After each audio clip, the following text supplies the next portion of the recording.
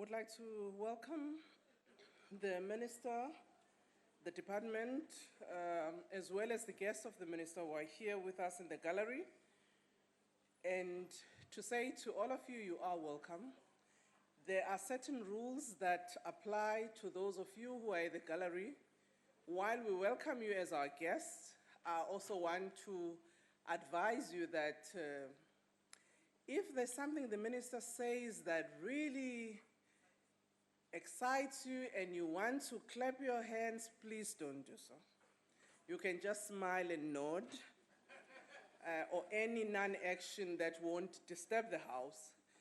If you feel whatever he said, it's something that you don't like, you can't boo the Minister or howl, but you'll just have to shake your head, as long as it is not disturbing the House.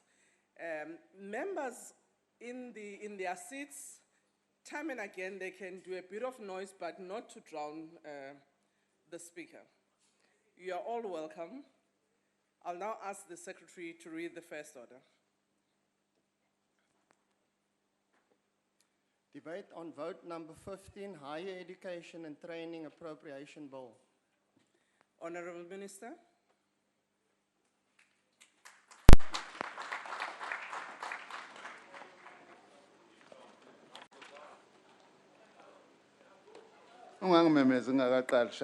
It's too early, Honourable Minister. House Chairperson, Cabinet colleagues, and Deputy Ministers who are here, especially our Deputy Minister of Higher Education and Training, Mr. Mtutuz Manana, Chairperson of the Portfolio Committee on Higher Education and Training, Comrade Connie September, Honorable Members of Parliament, I nearly made a mistake, Honorable Chief Whip, otherwise I may lose my seat here. Velas, Director General and staff of the department, heads, all heads of our post-school institutions and organizations who are here, honored guests, including my special guests. There are too many to mention, but I would like to highlight in particular Bilentle, who was the top grade 6 student at my former primary school, Mtetomush. And Nosipo from my former high school, Georgetown High School, was the top grade 11 student last year. And the second year LLB student, Siwe Tel, who is also a broadcaster, including my wife, Pumelele, ladies and gentlemen, comrades and friends. I rise to address this House in this year of O.R. Tambo, who was deeply passionate about education and understood that education is a key driver for development. Oliver Tambo was a maths and science teacher who firmly believed that a liberated South Africa would require a well-educated populace to govern the new democratic state. Despite the turbulence in our higher education system over the last 18 months, I'm pleased that 2017 has seen a relatively stable start. Let me thank all our institutions, including staff, students, and workers for their laudable efforts in this regard. We also delivered this budget vote shortly after the conclusion of the World Economic Forum for Africa, held on the 3rd of May in Durban, whose key theme was the 4th Industrial Revolution. The 4th Industrial Revolution refers to the pervasiveness of digital technologies that are fusing the physical, digital, and biological worlds and affecting everything about our existence, in particular, economies and industries. This revolution is changing the way in which we live, in the way we live, we work, and relate to one another. This 4th Industrial Revolution presents both a big opportunity, but also, at the same time, a threat to African continental development. Whilst it is an opportunity to fast-track economic development, it can also be a platform for the further reproduction of unequal global economic development. Whilst engaging with this reality, we at the same time have to develop skills for the industrialization of the African continent, which forces us to ponder, therefore, on what kind of institutions do we require in our post-school system, and in particular, what kind of TVET colleges do we need? Key amongst the skills we need to produce are those that will enable people to be critical, agile, and adaptable to rapid technological changes. And these questions must be at the heart of our transformation agenda in higher education and training. Honorable Chair and honorable members, indeed a lot has been achieved since the establishment of our department in 2009, such as the establishment of 3 new universities, including a dedicated University of Health Sciences. We have also strengthened and incorporated the TVET colleges into the post-school education and training system, including migrating their staff into our department with relevant supporting legislation. We have also approved massive infrastructure developments across the system, as well as improved access, participation, and throughput rates. However, one of the biggest challenges for this 5th Parliament is the need to provide financial resources in order to build a vibrant TVET college sector capable of absorbing millions of our unemployed youth and provide much-needed skills for our economy. In fact, failure to adequately resource our TVET colleges may as well be the single biggest undoing in growing and developing an inclusive economy in our country. It is also important to note that we still eagerly await the report of the Presidential Commission of Inquiry into student funding that is also looking at the feasibility of fee-free higher education and training for the poor and the working class. I hope that Honorable Chair, honorable members from the EFF are listening carefully. It's free higher education and training for the poor and the working class, not for everybody. We look forward to the recommendations of that report, including government's response to it, and hoping that then we will come up with a lasting solution. As we await the final outcome, we are simultaneously finalizing the National Plan for Post-School Education and Training, which seeks to implement the NDP, our white paper, and we hope to finalize it by the end of this year. Since its inception as the Tertiary Education Fund for South Africa, TEFSA, in 1991, NSFAS has awarded, my apologies, I forgot to recognize the Deputy President. Don't call it a Deputy President. The time is going, Minister.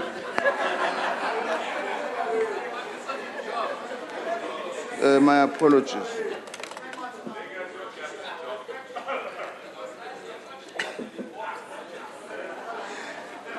Since its inception as the Tertiary Education Fund of South Africa in 1991, NSFAS has awarded about 72 billion rands in loans and bursaries. Despite the cynicism of our critics, more than 2 million students studying at South Africa's public universities and TVET colleges have been funded by the National Student Financial Aid Scheme just over the past 3 years. 2 million students. A total of 194,353 university students have thus far been supported in the 2017 academic year, with 78,413 covering first-time entrants and 115,940 returning students. Similarly, 123,332 TVET college students have already received support this year. NSFAS is one of the most significant success stories in the history of a democratic South Africa led by the African National Congress.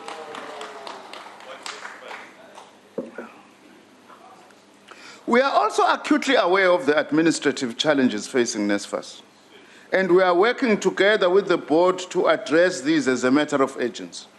I also wish to categorically state that there is absolutely no intention to privatize or hand over NSFAS to the banks. For as long as I am a minister in this portfolio, no such will happen. Contrary to some malicious rumors in this regard, I call upon, I need your protection, Chair. I call upon all stakeholders to engage meaningfully with the discussion document for funding the missing middle that has been released for public comment. While significant additional amounts of funding have been injected into NSFAS, there is still insufficient funding to support all students who require financial aid and who meet the requisite academic requirements at universities. We are also piloting a scheme for the missing middle, which is not yet a final product, and we invite all stakeholders to engage with this. We appreciate the contribution of the private sector in this pilot, which donated a total of 138 million rands, covering about 1,200 students, and they've committed to supporting these students until they finish, irrespective of whether government accepts this model or not. I want to reiterate that government remains committed to finding the resources to support students from poor, working class and missing middle families in their quest to access higher education and training. As already mentioned, Honorable Chair and Honorable Members, the TVET subsystem remains the cornerstone of our post-school education and training system. Over the last few years, we've started construction of 3 new TVET college campuses as part of a program of 12 new TVET college campuses. We have already opened one in Tabazimbi. We are opening the first ever post-school institution in Nkandla this year, as well as one in a place known as Bambanan, Kwamhlabuya Lingana. We have also made major strides in turning around these institutions. Developing a foundation program, for instance, for implementation in 2018-19, targeting 5,000 students, supporting 10 universities through a European Union grant to build capacity to train TVET college lecturers. Progress has also been made to reform the NATED qualifications into occupational qualifications, as well as a review of the National Certificate Vocational Policy has been undertaken. In the coming year, we intend to strengthen these colleges, including their governance structure, and we will also fix the dysfunction of the examination system and clear the certification backlog. Of the national certificate backlog of 236,821 that we inherited, only 84 remain unissued. And this will be cleared by June 2017. The backlog for the NATED course is also being addressed. And we want to eliminate all the backlogs as soon as possible. It is unfair for any student to write an exam and not get his or her results on time and not get certificated. One of the biggest interventions we intend to make this year is that of implementing a TVET connectivity project through the South African National Research Network, SANREN. Through this project, all the 267 college campuses will operate on the same ICT network environment as universities. We are also piloting community colleges. We are doing this also on the back, Deputy Minister Nvasurti, of successes scored through the Karigude Literacy Program and other post-school interventions, which, by the way, have led to the decrease in percentage of the population above 20 years with no education from 19% in 1996 to 5% in 2015. Graduates from our higher education institutions reached 1.1 million for the period 2009 to 2015. In 2017-18, the priorities on piloting the concept of community colleges aimed at increasing access to those of our people who never finished school. We want to create a post-school education and training system that's not going to reject anyone who wants to acquire a skill or further his or her education, whether that person has gone to school or not. On university education, whilst access and funding remain important, we need to improve participation rate by Black students. We need to build capacity comprehensively to transform the institutional culture and curriculum in line with the calls for decolonization of our universities. This requires us to produce a new kind of an academic. Cheers. It is for this reason that our department has approved and will implement what we call the University Capacity Development Program from the beginning of the 2018 academic year, which will prioritize historically disadvantaged universities. This program will allocate 900 million in the first year, increasing nominally in subsequent years to enable the implementation of capacity development activities in universities that are focused on student success, staff development, and curriculum transformation. This will include the recruitment and training of new academics that are indispensable in the transformation curricula of our universities. In order to address the paucity of Black South African academics in our institutions, and here is the problem with the old ones, which manifests in the fact that 66% of all our university professors are still being white. I will be setting up a ministerial task team to investigate the obstacles into the production of Black South African academics and how to address those.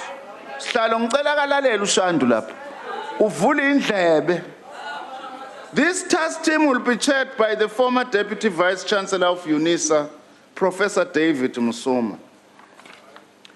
Other recent achievements in this regard include the following.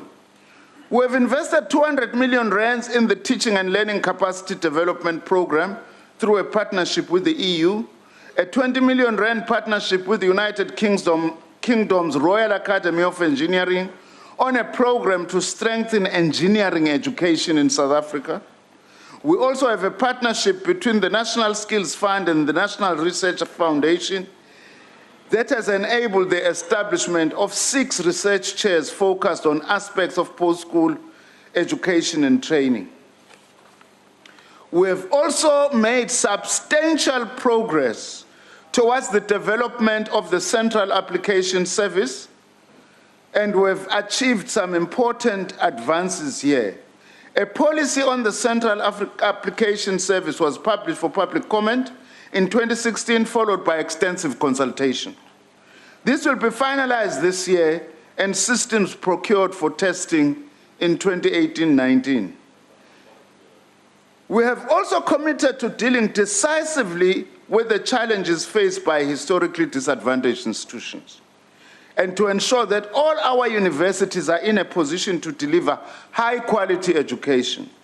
To this end, we have established the Historically Disadvantaged Institutions Development Grant, whose overall purpose is to enable HDIs to develop themselves towards fully realizing their potential as universities. Funding of approximately 2.5 billion rand over a 5-year period has been earmarked for this program. After 5 years, the impact of the funding will be assessed. On infrastructure, one critical element of ensuring access to quality higher education and training and success in the system is investment in infrastructure to ensure quality teaching, learning and researching spaces, equipment and teaching resources, and conducive student living and learning environments. Over the period 2016 to 2017 and 2017 to 18, we will have injected major new investments for infrastructure development at universities amounting to 6.964 billion rand. Why are you not clapping on this side? Of this, 2.1 billion will be for student housing development. 1.475 billion will go to universities to refurbish and update current infrastructure and to deal with backlog maintenance. 2 billion rand is for building Sol Plaatje University and the University of Mpumalanga. 600 million is earmarked for Sefako Makgatho Health Sciences University to enable its development as a new university.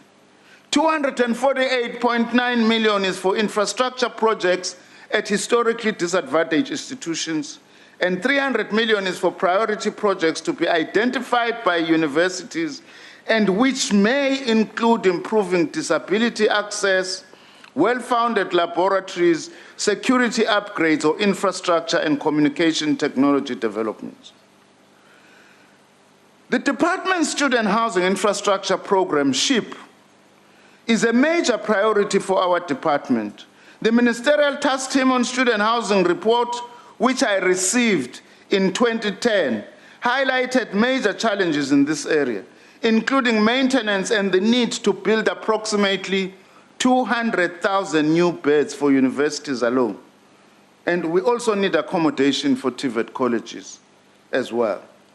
We are making steady progress in our joint work with the Department of Public Works to identify underutilized government buildings to be converted into student accommodation.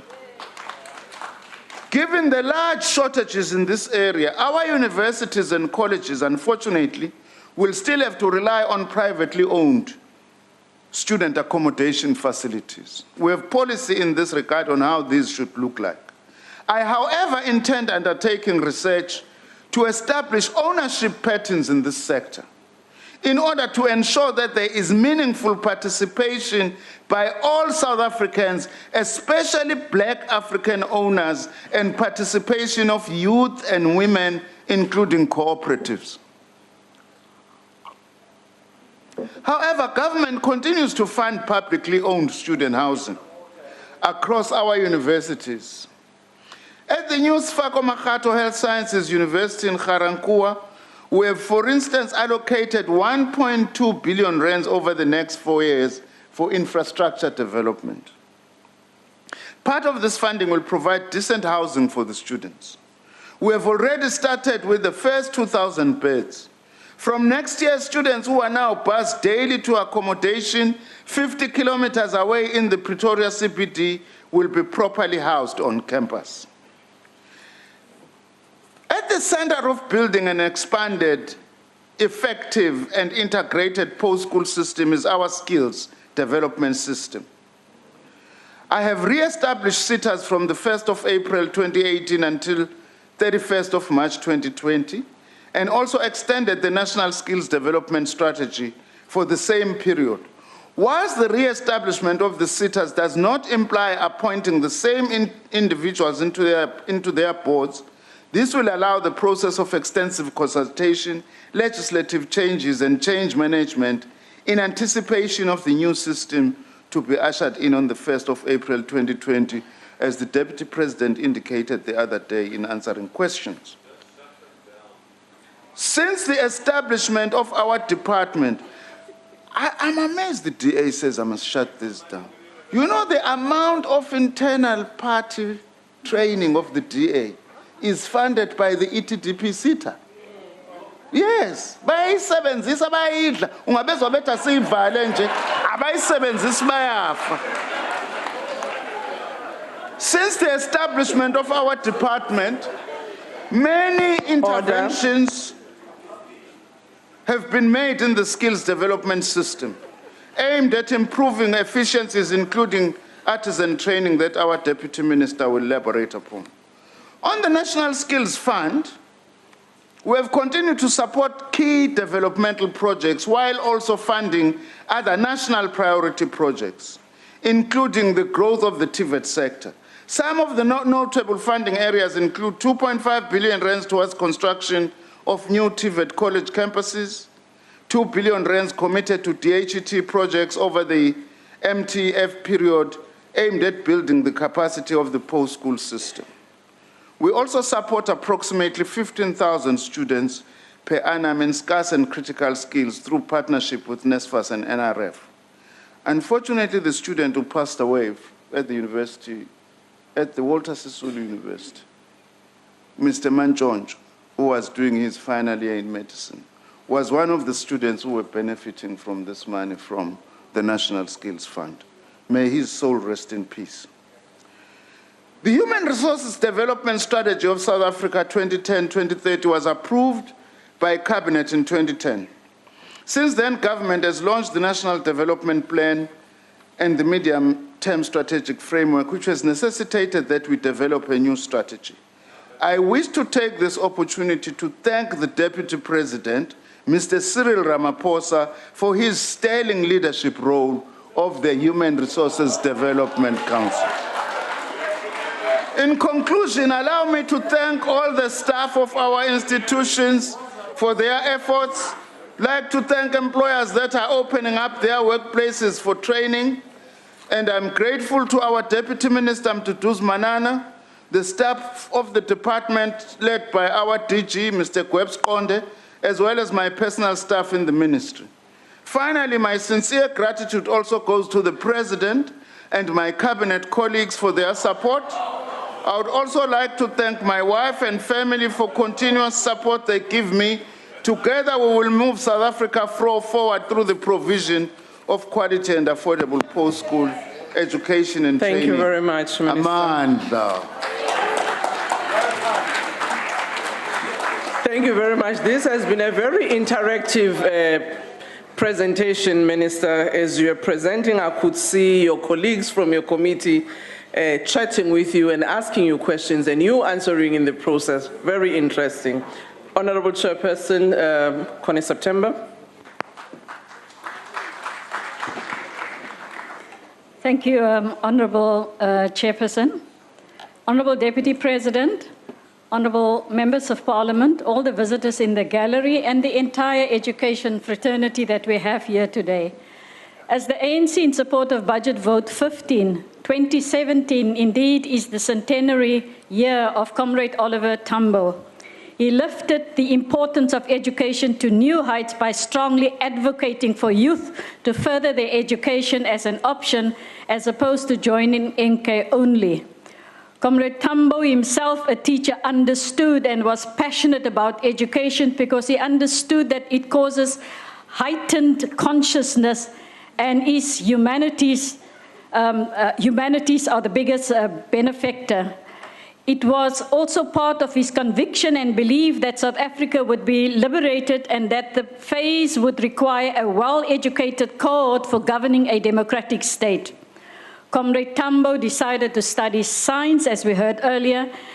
As he saw an imbalance, he decided in the black professions there were far too many BA candidates. Ideally, he wanted to study medicine, but at the time, no university would accept black students. 3 years later, Comrade Tambo graduated with a BSc degree in physics and maths. The following year, he enrolled for a diploma in higher education, but before his last year at Fort Hare was through, he was expelled for organizing a student protest on a point of principle. The rest is absolute history. Geachte voorsitter, die doelwitte wat ons gestel het, kan nie bereik word tensy alle mense deur middel van onderwys en opleiding bemagtig word vir aktiewe betrokkenheid as burgers. Dit is bevrediging dat ons nasionale ontwikkelingsplan, die mediumtermyn strategiese raamwerk, prioriteit vir die postskool onderwys en opleidingssektor, Suid-Afrikaners sluit in dat toegang tot onderwys en opleiding van die hoogste gehalte moet wees. Die onderwys, opleidings en innovasiestelsel moet voorsiening maak vir verskillende behoeftes en vervaardig hooggeskoolde individue. En gegradeerdes van die postskoolstelsel moet oor voldoende vaardigheid en kennis beskik om die huidige en toekomstige behoeftes van die ekonomie en samelewing te kan voorsien. Die owerheidsbegrotingstoewysing vir die PZ-sektor moet voortgaan om te fokus op die bereiking van die teikens soos vervat in die MTSF van 2014 tot 2019. The ANC honourable members is committed to the evolution of a coherent and nationally integrated strategy for the development of our country's human resources. The ANC believe that the state has the central responsibility for the provision of education and training, and more generally, given the importance of education for social and economic development, its provision cannot be left to the market as has been the case in the past, especially in relation to industrial training. The department's strat plan of 2015-16, 2019-20 table has been reviewed, and the review has revealed that the department has made significant progress in a number of areas, which include the prioritization of funding for the marginalized, thereby enabling them to access post-school institution and fulfill dreams of careers thought to be unrealizable. Geachte voorsitter, ons let op, minister, dat die departement uitdagings ervaar het om vakatures binne die gereguleerde tyd te vul, en dit vereis ernstige aandag sodat die departement voortdurend die nodige kapasiteit het. Die departement het 'n aansienlike basislyn verhoging in die befondsing van veral tekortkomende vir universiteite ontvang. Ten spyte van hierdie fiskale inspuiting bly daar ernstige diensleweringsvereistes wat nie aangespreek kan word vir sover die groeibehoeftes in die hele PZ-stelsel vereis word nie. Dit sluit in infrastruktuur, inskrywings van studente, ondersteuning, akkommodasie, TVET, grondslagprogramme en suksesvolheid onder andere. Die onvoldoende befondsing wat nie ander fiskale prioriteite inhou nie, is 'n risiko om die departement se grondwetlike mandaat voldoende te vervul, sowel as die NDP targets. In die parlement sal ons onderneem om dit veral te kyk en vir belangrikste afleweringsprogramme soos universiteitsonderwys, maar veral TVET en gemeenskapsopvoeding en opleiding. Ons versoek dat die departement die wetgewing vasstel wat aangepas moet word vir die behoorlike funksionering van die PZ-stelsel en hersiening van die betaling van vaardigheidsheffings om die openbare sektor in mondelike betalingsvergelyking te bring. Honourable members, it is essential that problems be looked at in an inclusive way with a broad national vision, employing the talents and know-how of all with experience in the field. The ANC is committed to the evolution of a coherent and nationally integrated strategy for the development of our country's human resources. We therefore welcome the strategy on the national strategic development, the strategy that was dealt with not too long ago. We want to highlight, Honourable Minister and Honourable Members, that the country was in dire shortage of healthcare professions, in particular medical doctors, and a province such as Mpumalanga did not have an academic hospital. We have requested the departments explore the possibilities for expansion of medical schools, especially in universities, serving largely rural areas. It was noted that the curriculum offered by TVET colleges is outdated and not relevant in industry needs. As the ANC, we believe that there should be a national core curriculum which reflects the norms and values of a non-racial, non-sexist and democratic society, and which is relevant to both needs of the individual as well as the social and economic needs of society. We would want a curriculum which is based on the principles of cooperation, critical thinking, and social responsibility, and which empowers individuals to participate in all aspects of society. We believe that this can best be achieved by a national curriculum which provides a general education based on integrating academic and vocational skills. We note as the ANC significant progress that has been made annually working towards achieving the MTSF targets. They include in the graduate numbers of engineering sciences, in human health and animal health, in natural and physical sciences, in initial teacher education, research, masters, amongst many others. Though the university program received an increase 2.5 billion, which was a 6.1% increase in nominal terms, the budget allocation is not sufficient. It is evident that this scenario will continue until other means of funds are identified. The ANC continues to support the provision of education and training that is linked to the development of human resources within a national development strategy aimed at the restructuring of the economy. The importance of the community education training sector in expansion of the PSET system was emphasized. The sector catering for out-of-school youth and adults with lower educational skills. However, the insufficient funding here too needs to be looked at. Die voorsiening van onderwys en opleiding moet steeds gekoppel word aan ontwikkeling van menslike hulpbronne binne 'n nasionale ontwikkelingsstrategie wat daarop gemik is om die ekonomie te herstruktureer, herverdeling en die demokratisering van die samelewing. So 'n strategie sal verseker dat alle ontwikkelingsprogramme op 'n sistematiese en gekoördineerde en omvattende wyse nagestreef word om dit kan verseker. The South African case study on recognition of prior learning has won a second prize internationally at the European Second Validation of Prior Learning Conference in April 27 in Denmark. This shows that we are the best in the world. We need, therefore, Honourable Minister, to massify the implementation of recognition of prior learning to ensure access in more post-school opportunities. Congratulations should be in order, Minister, in this achievement. We welcome the Education and Training Development Practices Sector Education and Training Authorities allocation to training component of the RPL to 8 TVET colleges across the country. We must also, honourable members, state that together with trade unions and employers and organs of civil society must play a central role. We therefore welcome the continued efforts of SAMU, of SAC2 through their numeracy and literacy program, and a continuation of the bursary fund that they offered to all their union members. We so too are excited about all the different programs of all the different projects from the different TVETs that continues together with the TVET colleges. Access to education and training should be made available throughout a person's life to enable him or her to keep pace with technological changes and continually develop his or her abilities to achieve secure employment and a rising standard of living. The ANC welcomes the rollout of this. It is our duty, honourable members, guided by our ideology, to contribute our efforts to make this liberated as rapid and deep going as possible. Time is I up. thank you. The ANC support this budget vote. Honourable Pozzoli.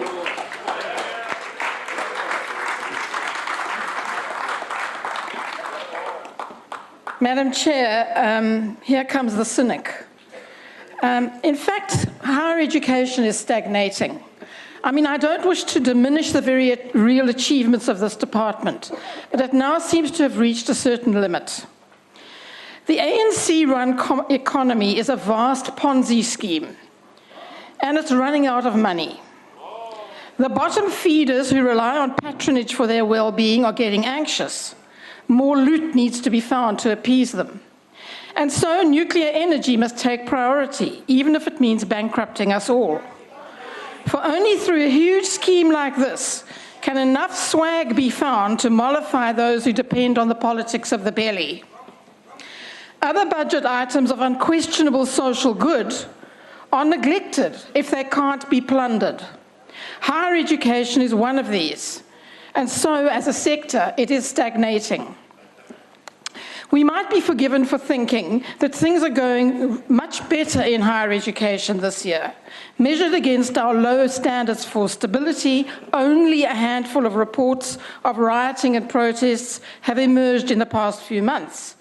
Registration seems to have gone relatively smoothly, and 1.2 billion in additional funding has been pumped into NSFAS this year, with more to come. But all of this hides a darker reality. The fundamentals in this sector remain shaky, if not downright crumbling. Students are appeased for now, but deep structural weaknesses remain. The institutional weaknesses resulting from financial neglect will take decades to fix, and new money is needed for this.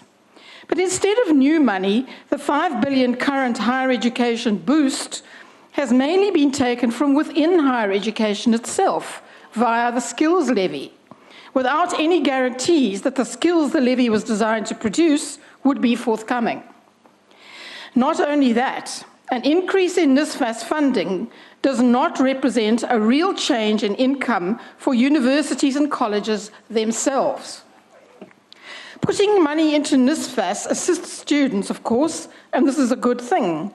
But most NSFAS funding does for universities and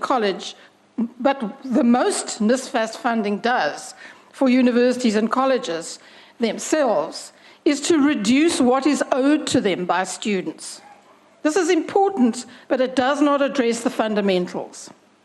The real indicator of higher education financial health is the level of subsidy, and this is a disaster. University subsidies are far below what is required and will continue to increase at way below the required rate of 8 to 10% per annum, putting severe pressure on students, universities, and academic staff. This is the hidden truth of university funding. And on the college side, the 7.4 billion allocated to colleges, 54% of what they cost to run, is absolutely pitiful. As a result, the savings and investments of institutions have been reduced, and in some cases decimated, over the past 2 years, to pay for the extreme demands made upon them. Several universities are experiencing severe financial distress.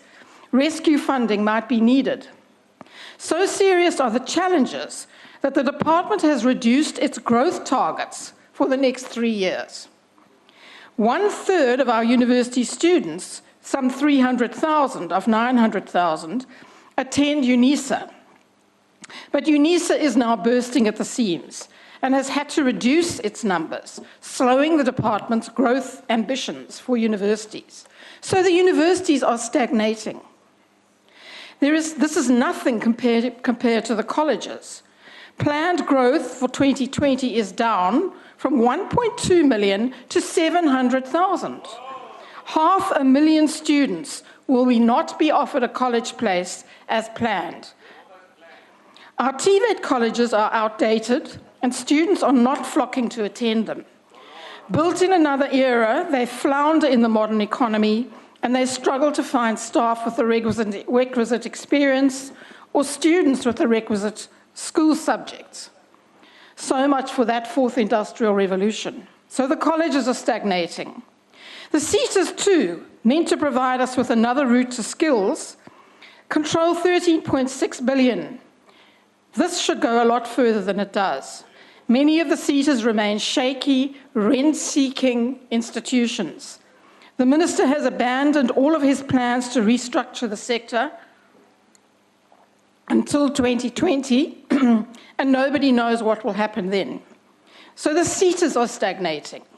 So in all 3 sectors of his department, the minister is managing a holding operation.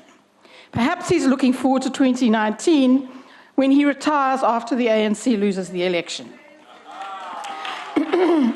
So immense are the needs, both educational and financial, of this sector that I suspect the minister has given up trying to find ways of meeting them. And the ambitions of the post-school education white paper are being shelved. In fact, in a rapidly changing world, stagnation means decay. History rolls on and higher education stays still. The Commission of Inquiry, due to report soon, will have controversial findings, there's absolutely no doubt. Fee decisions are going to be made for 2018 soon, and underfunded universities and colleges will have to put fees up, and we all know what that means. Our society is already in a state of generalized anger and upheaval. The president is effectively hiding from his own people. Discontent in our universities and colleges will again spill over into damaging protests. And for this ongoing tragedy, we have the government to blame. But the nuclear deal remains the #1 priority. For the Bernie Madoff of South Africa, our chief Ponzi scheme owner, President Jacob Zuma, shame on him. The DA, by contrast, is committed to a flourishing higher education system, ensuring that our youth are provided with skills and knowledge to make a real contribution to a growing economy. Thank you. Honorable Mbata.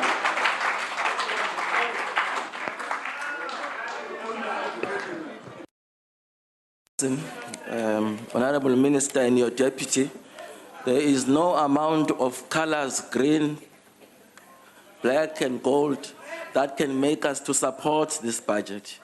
Actually, supporting this budget will be like supporting and promoting witchcraft. Because what you have done in your recent past as a minister is to surrender almost everything you came to know and everything you were founded on as a person. Minister, you were a researcher of the National Education Coordinating Committee based in the University of Natal.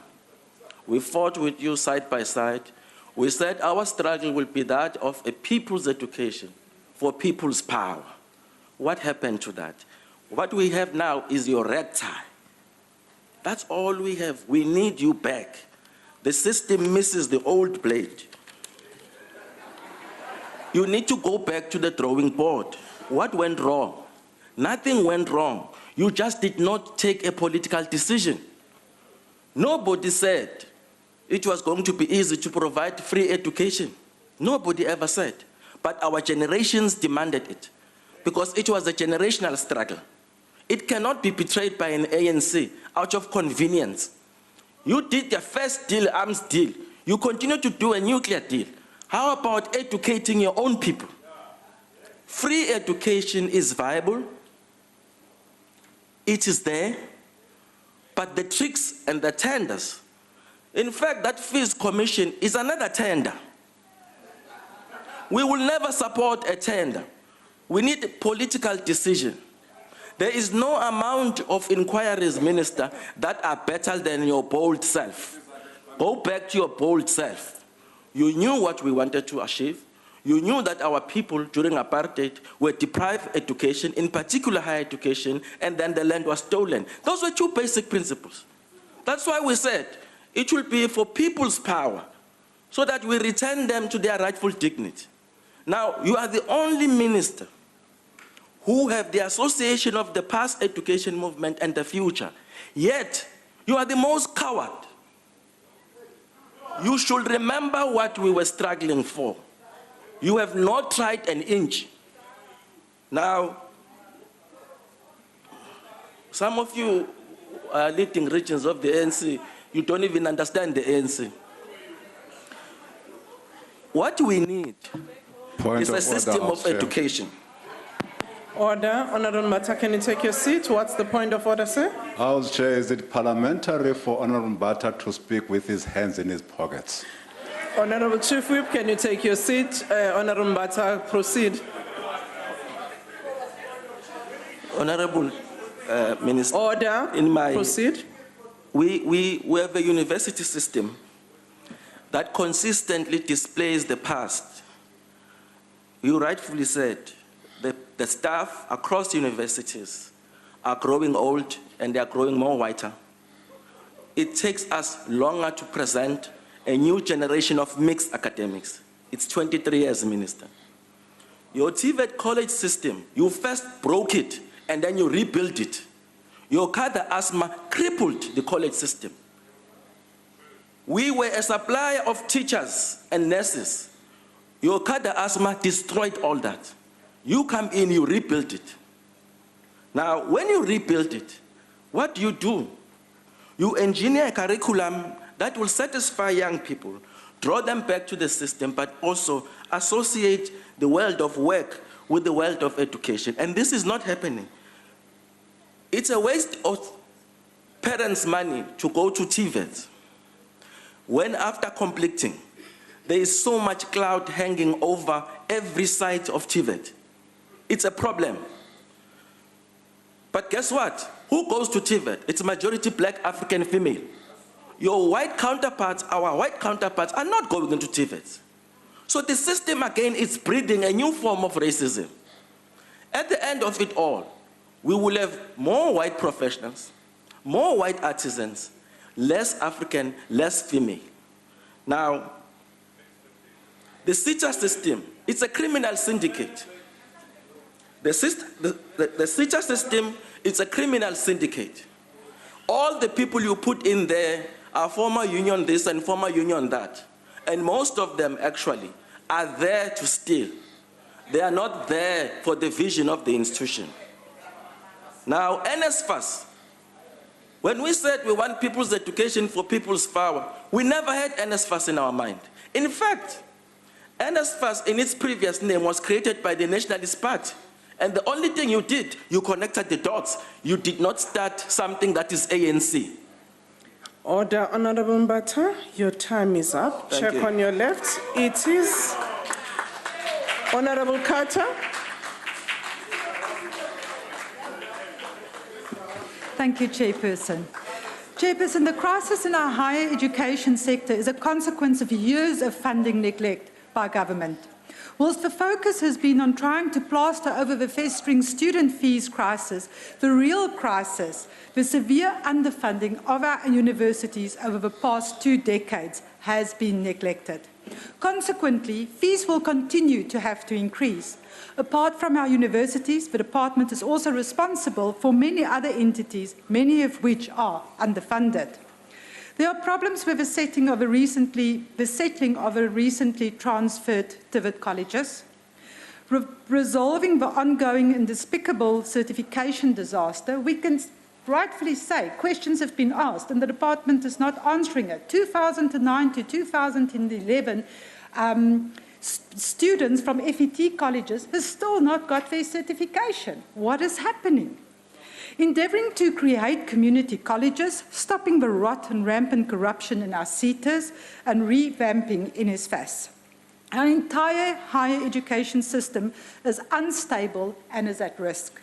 We know from budget projections that the financial resources to resolve a higher education funding crisis will, in all probability, never materialise. However, according to the Institute of Race Relations, higher education could be properly funded within existing budget constraints by cutting the bloated civil service. So, Minister, who comes first? Our bloated and an inefficient civil service, or our universities and impoverished and vulnerable youth, our students? I've been privileged to be at some of our country's universities during February 2017. A majority of students arrived on public transportation, hundreds of kilometres away from home. They found themselves in situations without any indication whether they will receive NSFAS funding or not. Many were forced into private student residencies due to accommodation shortages, expensive residencies that should be shut down as a health risk, but instead they are charging prime rates. 12 students in a 4-bedroom house and they have to pay 3,500 rand a month, no food, no nothing, no internet. You have students having to sleep on floors and worst even not knowing where their next plate of food is coming from. Is this how we treat the future professionals of our country, our leaders? I assisted a few students with purchasing textbooks and they did not have the resources to procure their textbooks. Why are we putting the burden on already overstretched families? Should universities not keep a stock of academic textbooks that can be borrowed and returned once the module is complete? Our higher education problem goes far beyond the fees. There are real social and post-university challenges which our youth and students face. Students have identified challenges and they have sent me some of their recommendations. Accommodation. Government must meet institutions halfway by providing them with unused buildings near institutions and renovate the old ones. Drug, alcohol abuse and peer pressure is a reality. Government should fund NGOs to educate students about the use and effects of substance abuse. Lack of development programs. Throughout our country, students graduate every year in our different respective institutions. And Minister, this comes from students. But they fail interviews or they can't cope when they get to the workplace because they are not developed. Government should create agencies that can encourage students to participate in developmental programs that will prepare them for the corporate world. Compulsory internships and scholarships. Now, this is coming from students. LGBTs, lesbian, gay, bisexuals, are victimized. Your time is Can up. government implement policies to protect them and consider having temporary Honourable LGBT Kubisa. residencies? Thank you. Thank you.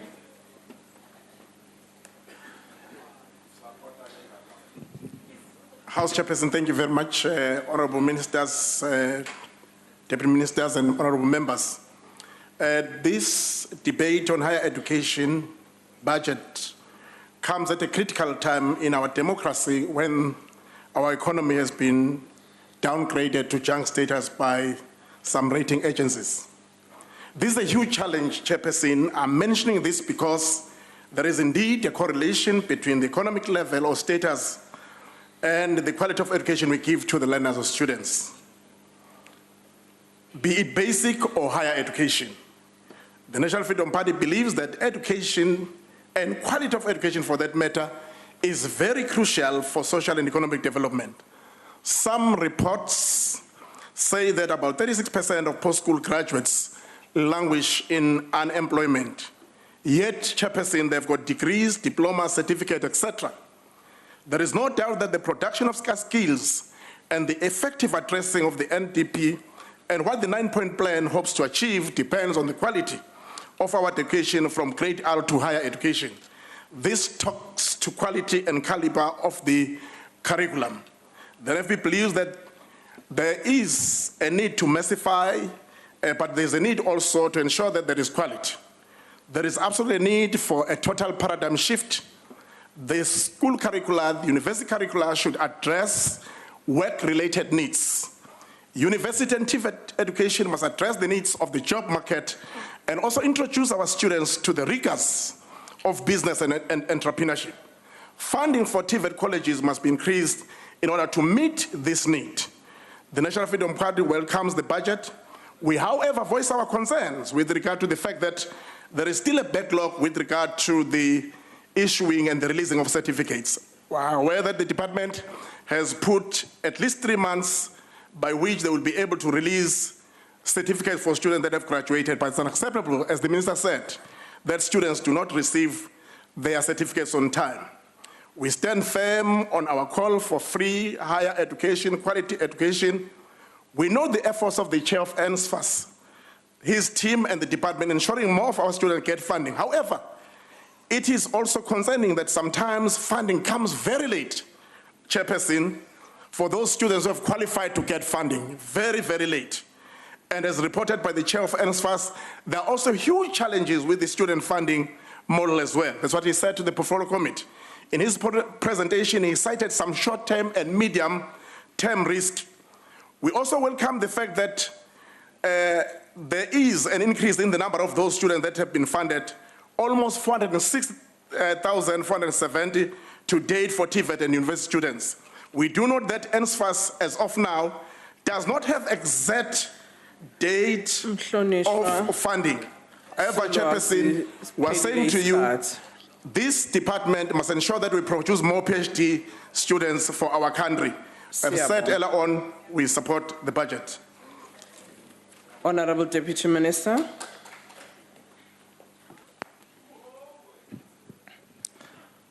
Honorable Chairperson, the Minister of Higher Education and Training, Dr. Nzimande, Ministers and Deputy Ministers, Chairperson of the Portfolio Committee, members of the committee and all members of Parliament, DGs, senior officials, staff of the department, heads and executives of all our post-school entities and institutions, honored guests, comrades and friends.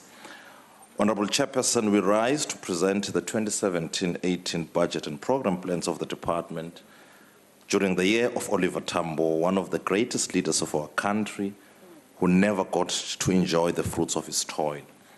This year, President Tambo would have celebrated a century of selfless struggle, a struggle waged by men and women of lofty thoughts and higher purpose, patriots who envisioned and dreamt of a better South Africa. There can be no doubt, honorable members, that as we continue to tell the history of our epoch-making breakthrough, which brought an end to conflict in our country and opened vistas for a people's republic, his name speaks volumes of our people's heroism and love for democracy and social progress. In tabling this budget vote, therefore, we are seeking to rectify a past that was wrong and inhumane, a past that President Tambo sacrificed his life to undo. It is no political rhetoric that we come from a painful and shameful past characterized by unequal distribution of resources and educational opportunities. There are no conditions under which the past can be glorified, for it has disadvantaged the career aspirations of many of our African people. Indeed, honorable members, we frown upon the apartheid system for it wrongfully imposed restrictions on the choice of careers of our people.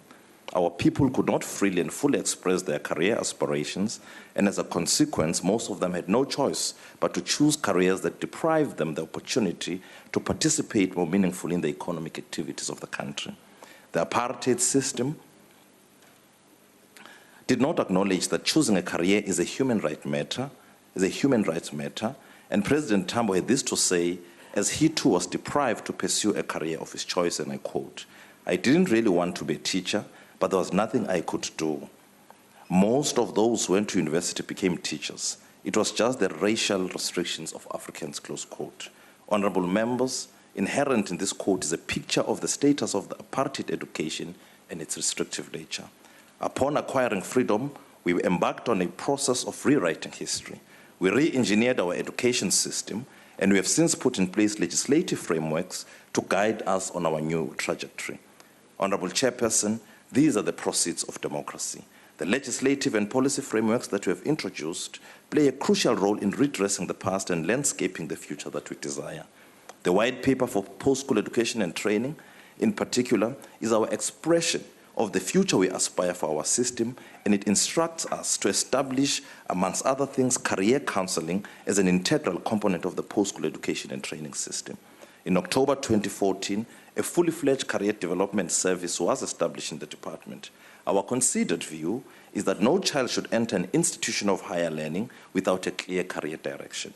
To mitigate this challenge of unguided students, we have been rolling out career and youth expos across the breadth and length of the country, targeting rural and township areas in order to provide our young people with guidance, in order to guide our young people on which careers to consider if they are indeed to improve their employment prospects.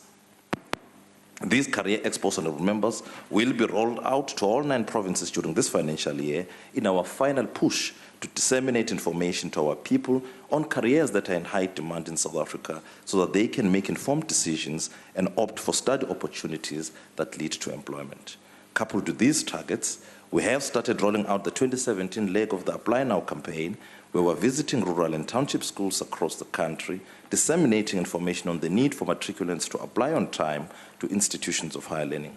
Through this campaign, we have managed to reduce long queues in our institutions at the beginning of every academic year, and we're happy to report that there has not been a stampede at any of the university and college campuses since the unfortunate incident of February 2012, where we lost a mother of a student at the University of Johannesburg.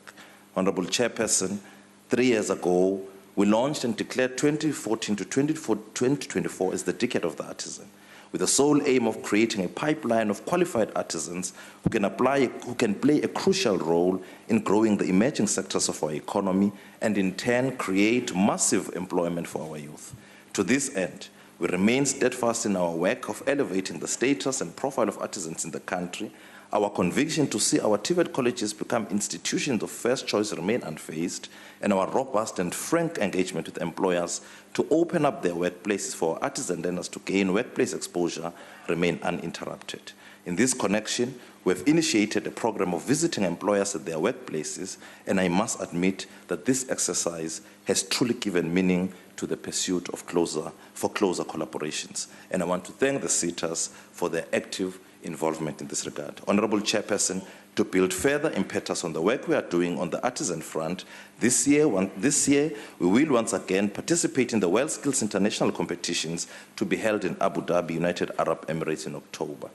In the public gallery today, we have 26 young South Africans who will participate in the international competitions against other young people from over 72 countries competing in 22 artisanal skills areas. These young people were selected at our second World Skills South Africa national competition that took place in Durban in February this year.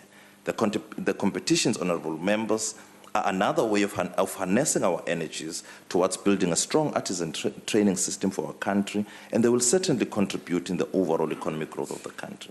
Honorable Chairperson, The Higher Education Training AIDS program is continuing to implement comprehensive programs that respond to the impact of the dual epidemics, that is HIV, STIs, and TB in the higher education and training sector.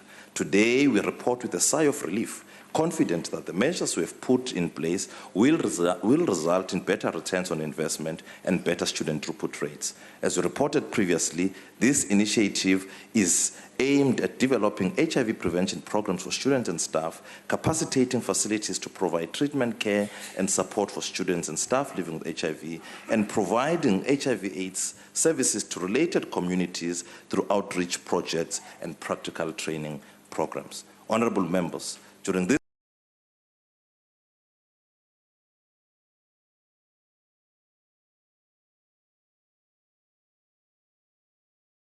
financial year, we will again extend services. On the occasion of the 2016-17 budget vote, I made an undertaking that I will be paying closer attention to this matter, and I'm happy to report that HAIDS is now implementing a program to mitigate this unprecedented problem.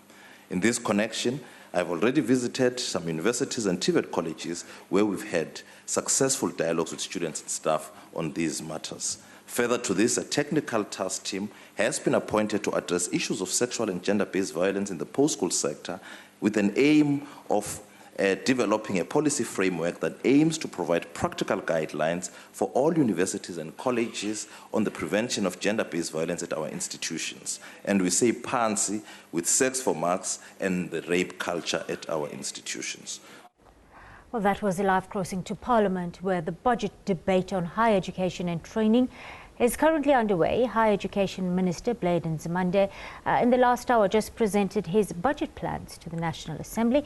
It was a much anticipated one in the light can be in a position to change the socio-economic profile of their families.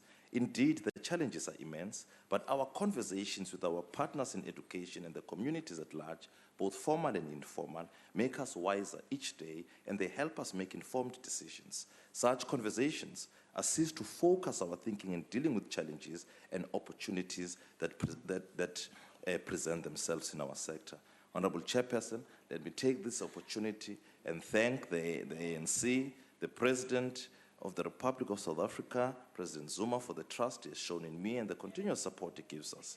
To Dr. Nzimande, thank you for the guidance and teamwork that we continue to demonstrate. Indeed, our leadership success will be measured on how this department creates an environment for children from poor households, from farms, and those in township areas to imagine endless possibilities for a better life. Equally, we owe much of the successes and strides to the leadership, support, and constructive spirit demonstrated by the Portfolio Committee as led by Chairperson September.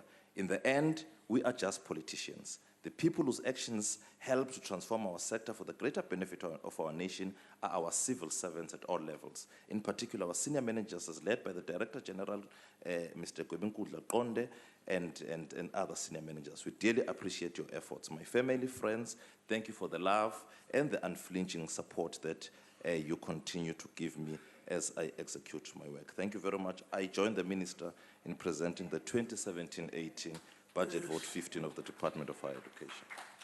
Thank you very much. The next speaker will be from the ANC, Honorable Asim Mkhunu, to be followed by NC Macheke from the UDM, then FF Plus, Honorable A.D. Alberts. Please proceed. Honorable Chairperson, Ministers and Deputy Ministers, Honorable Members and guests in the gallery, Sanbonani. The African National Congress supports the budget. For the ANC, education remains an apex priority and is one of the significant tools to eradicate poverty for a greater proportion of our people. Honorable Pozzoli, we must not forget that the ANC inherited a higher education sector that reflected inequities of the apartheid past. We do acknowledge that the budget allocated for the post-school education and training sector is not adequate. However, we cannot hold implementation of departmental programs at ransom. because we want additional funding. Remember, there is a process underway of finding a long-term solution to the funding challenge. As the Portfolio Committee, we have engaged with the department on the costing of the implementation of the white paper for the PSET system and the review of funding framework for the universities and hoping for a positive result. We have recently held a workshop with DHET and noted that one of the contributors to financial difficulties in universities is increasing student debt. To address the challenge, the government made available 2.5 billion to cover historic debt for students underfunded by NSFAS due to top slicing practices and those qualifying but could not be funded. We hope that this debt will significantly decrease and the financial position of many universities will improve. We will also monitor assistance offered to universities identified as in financial distress. Let me hasten to commend the department and universities for significant achievements for 2014 to 2019 MTSF set targets. I will not dwell much on this one because the chairperson has spoken on it. I would like to emphasize on the master's and doctoral graduate numbers that have increased. This is critical because to improve research, innovation, and knowledge economy, future academics depend on a healthy pipeline of post-school graduates. By stating that universities were able to achieve these milestones with a financial constrained environment, within a financial constrained environment, I do not in any way imply that there should not be additional funding for universities. Ladies and gentlemen, our government is committed to increasing access to higher education through building of 2 new universities in Mpumalanga and the Northern Cape. The department has budgeted for the construction of new lecture rooms, laboratories, student accommodation, to mention but a few. We were very excited when members of the Select Committee on Education and Recreation reported about the best infrastructure and ICT that they have seen at these universities during their recent oversight. This shows that our government is committed to improving the lives of our citizens. The department has also reprioritized a portion of the existing infrastructure efficiency grant to fund the operations and infrastructure development of the medical school at the University of Limpopo. This move will increase the production of health professionals in rural areas of Limpopo. Through the NSFAS, our government has ensured that students from humble homes have access to and success in higher education institutions. Honorable Pozzoli, without NSFAS, many students, in particular blacks, wouldn't have access to higher education. You don't remember that fact because you were advantaged. The scheme has rolled out the new student-centered model for all universities and TVET colleges. This model will ensure that students apply once and that NSFAS will have a better relationship with students. Last year, the committee considered a higher education amendment bill and passed it. I would like to urge the minister to use the provisions of this Higher Education Act as amended to ensure sound governance and management at universities where wrongdoings are identified. Minister, do not hesitate to invoke the provisions of Higher Education Act. In conclusion, Chairperson, education is a societal issue and affects us all. The government alone cannot solve all problems. Working together, we can do more. I thank you. Thank you very much, Majeke, Honorable Majeke.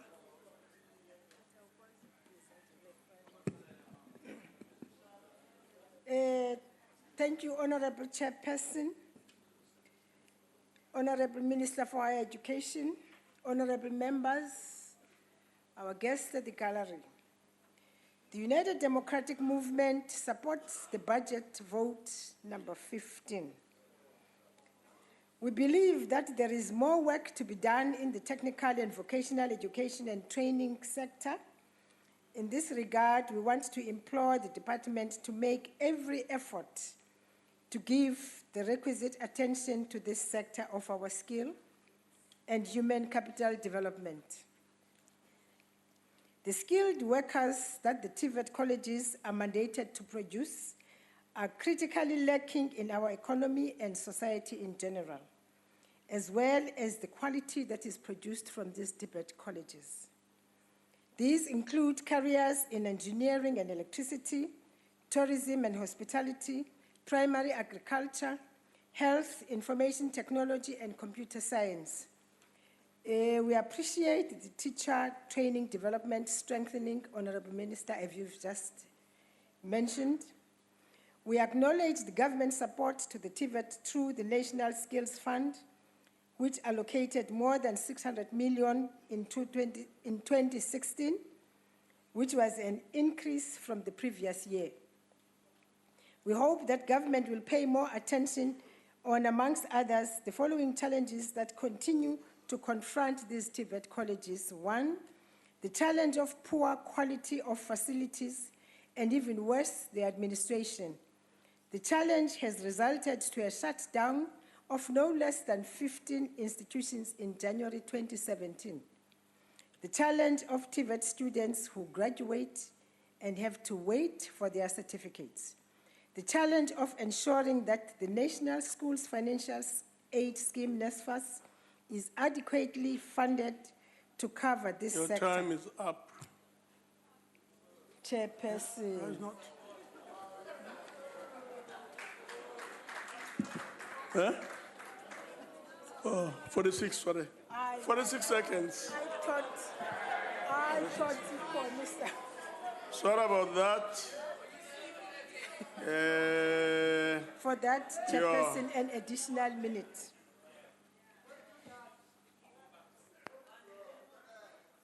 The TVET colleges should be the answer to the country's twin problems of youth unemployment, which stands at more than 50%, and an artisan shortage, which has resulted in companies importing welders and carpenters from as far as China, Philippines, and other countries. There must be a relationship between financial investment to these colleges and their performance. In other words, these colleges can be used to simply keep.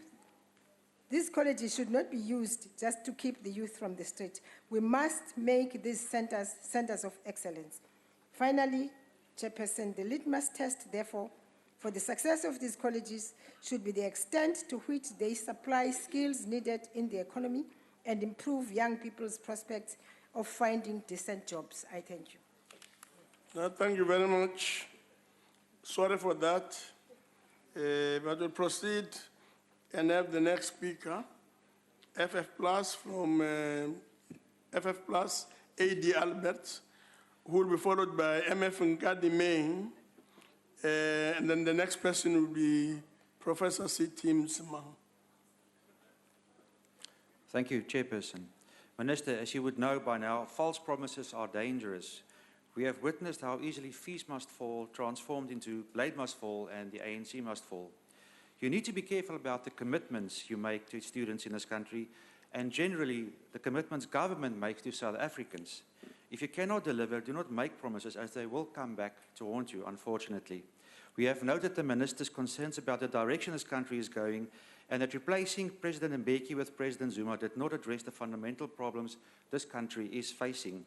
We agree with the Minister in this regard, but we should take it even further and advise that the self-reflection and intervention needed to halt and reverse the death spiral of this country, including higher education, will require an impossible re-engineering feat of the ANC itself.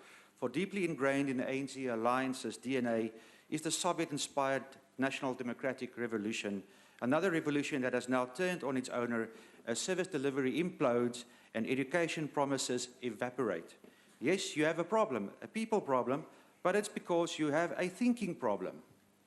The inner ethos of the ANC alliance requires centralization and micromanagement of all spheres of life, including higher education, the suppression of diversity, and the implementation of democratic representativity, while in reality it lacks the ability to even arrange a fight in a bar. Die anti-alliansie se denke en revolusie is ver verwyder van die realiteit van ons land. Daarom word universiteite en tersiêre instellings toegelaat om veeltaligheid uit te faseer en diversiteit te ondermyn, terwyl dit presies is wat die land van die regering vra. Hoe moeilik is dit om veeltaligheid in elke hoër onderriginstelling te verwesenlik? Ons het dan vertalingsdienste in hierdie einste parlement. Ons het die tegnologie en die kundige mense, maar die werklike probleem is dat die politieke wil eintlik ontbreek. Minister, as far as the provision of free education is concerned, the great irony is that if the ANC alliance was a better custodian of our economy since 1994 and suppressed the impulse to intervene and micromanage at every turn, Treasury could have already afforded a broader scheme of study assistance some time ago.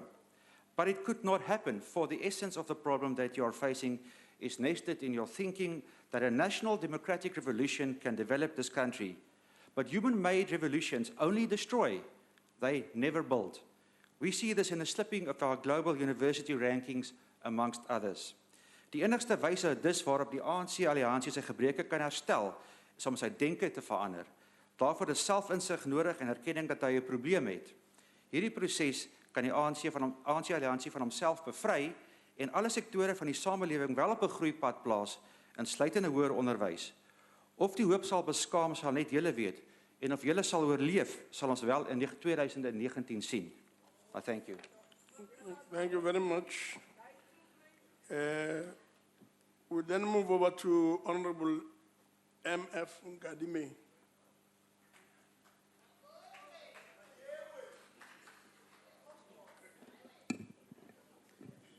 Modulasetulo wa Seboka sa Ntlo e, letona la tša thuto e phagamileng, Dr. Nzimande, matona ka moka le batlatši ba ona, maloko a ntlo ye le baeng ba rena, ke a le dumediša.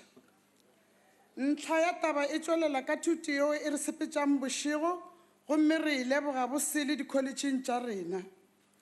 Mmušo o etileng pele ke ANC o kodumetše, gomme o epa thutsi yeo lehumo la yona le sa humaneng kgauswi.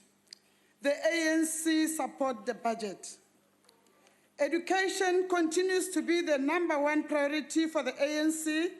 The focus has been on reversing the systematic impact of apartheid education and taking education to the greater heights. For this to happen, the ANC had put in place a comprehensive and integrated education and training system. Let me remind this august House that our country has set itself goals through the National Development Plan to eradicate poverty, reducing inequality and growing the economy by the average of 5.4%, as well as cutting the unemployment rate to 6% by 2030. The NDP articulates that training and innovation are critical to the attainment of these goals. Our TVET sector is well placed to ensure that our country produces adequate numbers of mid-level technical and artisanal skills to grow the skills base to support inclusive growth path. As a country, we set a target to produce 30,000 artisans per annum by 2030. We will only be able to achieve this target if we increase enrollment in the TVET college in engineering-related programs like build and civil engineering, electrical engineering, mechanical, boiler making, fitting and turning, plumbing, carpentry, welding, to mention but a few. Let me assure this House that the Portfolio Committee on Higher Education has engaged the department and the Quality Council Umalusi and the Quality Council for Trade and Occupations on the review of the NCV and Report 191 curriculum because of the fact that some programs are outdated and not aligned to industry needs. The department has made an undertaking and also assured the committee that work is at advanced stage to review the curriculum. The committee will follow up on this matter. Let me commend the effort of government in providing bursaries to TVET college students through the NSFAS. This has ensured that the department exceeded the target of 200,000 of students who funded in the 2015-16 financial year. Honorable Chairperson, the President announced in the 2015 State of the Nation address that the 12 TVET colleges will be built across the country. This is meant to promote ease of access to education and training, especially for youth and adults in the rural areas. Funding was secured from the SETAs and the National Skill Fund for construction of these new TVET campuses. 3 TVET college campuses have been built at the Tabazimbi campus of the Waterberg TVET College in Limpopo, while in Nkandla A and Bambanani sites, there are skills training programs taking place. Honorable Chair, the department set a target to have 45,000 students placed in the workplaces. Let me commend the joint effort of the SETAs with employers to place 118,582 in the 2015-16 financial year. The Education, Training and Development Practices Sector, Education and Training Authority allocated 7.2 million for training component of the RPL at 8 TVET colleges across the country. The Health and the Welfare SETA awarded bursaries to 764 beneficiaries, 2,770 internship, and support 4,266 learnership. 806 learners were funded to undertake vocational courses in TVET colleges. The Free State government partnered with the Flavius Market TVET College. Up. Thank you, Chairperson. Education is the societal issue, and I urge all members of society to be involved in finding a lasting solution to these challenges. Honorable Msima.